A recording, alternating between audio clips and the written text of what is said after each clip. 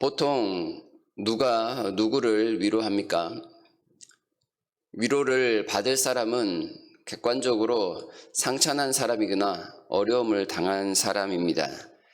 그런데 바울과 실라는 반대의 경우를 보이고 있습니다. 그들은 빌립보에서 위로를 받을 충분한 자격을 얻었습니다. 그러나 그들이 위로받은 것이 아니라 오히려 위로하고 있는 모습을 우리에게 보여줍니다. 그가 위로했던 사람들을 찾아보면 이 정도가 될 수 있겠죠. 먼저는 귀신 들린 한 여종입니다. 이 여종은 바울 일행을 따라다니며 계속해서 소리를 질렀습니다. 며칠 반복되는 이 여인의 행보 때문에 바울이 심히 마음이 괴로웠다 표현을 합니다. 그게 싫어서인지 바울은 어느 날 예수 이름으로 그 여인의 귀신 들림을 치유해 주었습니다. 여인은 곧장 회복이 되었지요. 바울을 따라다니며 소리를 질렀던 것은 그 여인의 이런 말이었습니다. 저를 좀 불쌍히 여겨주십시오. 저에게도 복음이 필요합니다. 그는 본의 아니게 복음을 전하는 일에 방해가 되었던 사람입니다. 바울은 내키지 않은 듯, 그녀를 별로 불쌍히 여기지 않은 듯 예수 이름으로 명령했습니다. 그러나 그로 인하여 그에게 찾아온 것은 평안함이었습니다.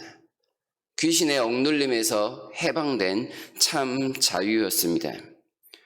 이 바울의 위로 덕분에 그는 영혼의 자유함을 느끼게 된 것이지요. 두 번째는 자결하려던 간수에 대한 위로입니다.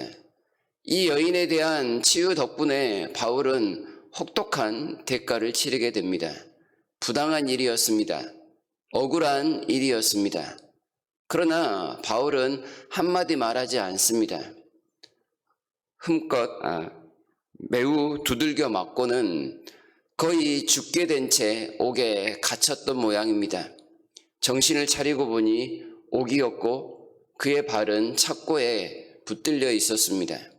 그러나 바울은 그 한밤중에 일어나 하나님을 찬송하기 시작합니다. 어둑어둑한 그 감옥에서 한밤중에 아무도 그들에게 관심을 기울이지 않는 그곳에서 그들은 찬송합니다. 죄수들이 듣습니다. 죄수들이 아무 말 하지 못합니다. 불평이나 원망을 해도 충분했던 그 시각에 바울과 실라의 찬송은 같이 옆에 있었던 죄수들 얼마나 되는지 모릅니다. 그러나 그들에게 두려움을 주었습니다.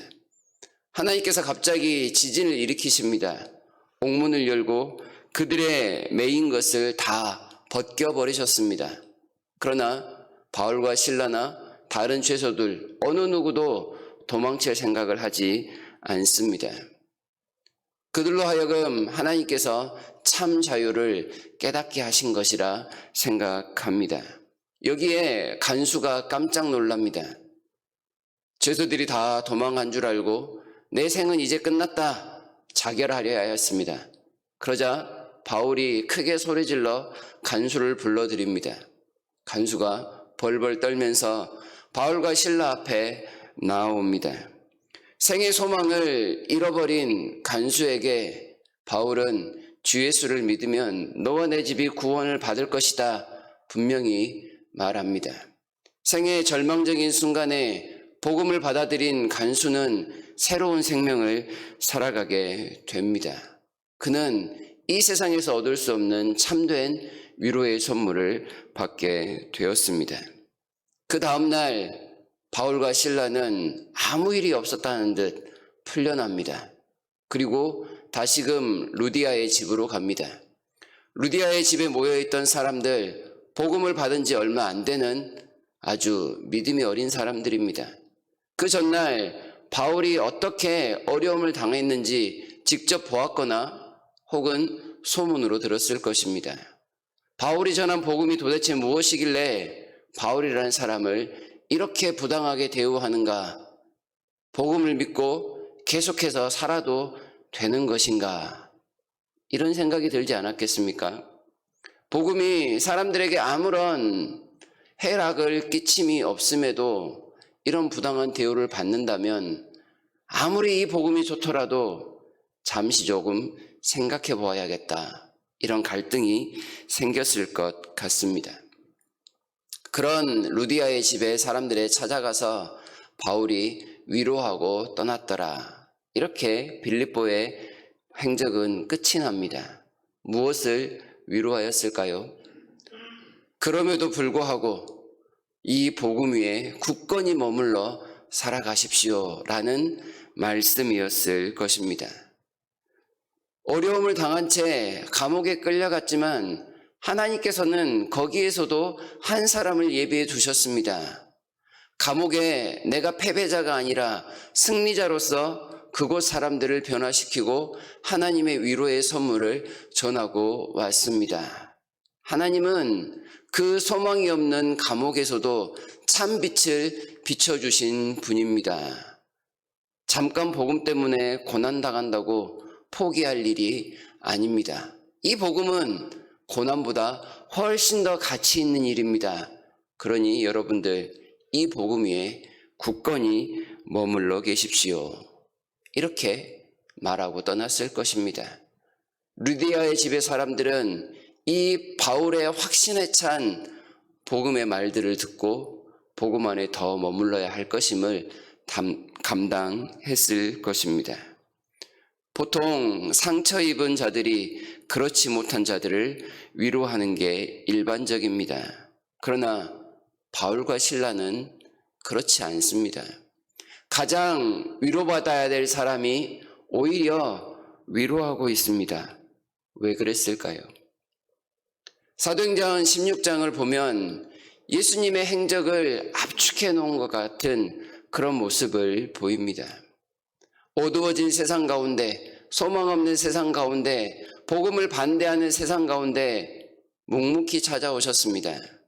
그 사람들이 어떠하건 그들에게 필요한 건 하나님의 위로요, 하나님의 구원이며 하나님의 능력의 복음이라는 사실을 분명히 전하셨습니다. 십자가에서 죽을 때까지 그 위로의 사역은 끝이 없었습니다. 더 나아가 부활하신 이후에도 여전히 우리 주님은 소망 없는 사람들에게 복음을 전하셨습니다. 이사야 40장 1절 2절에 이렇게 말씀을 합니다.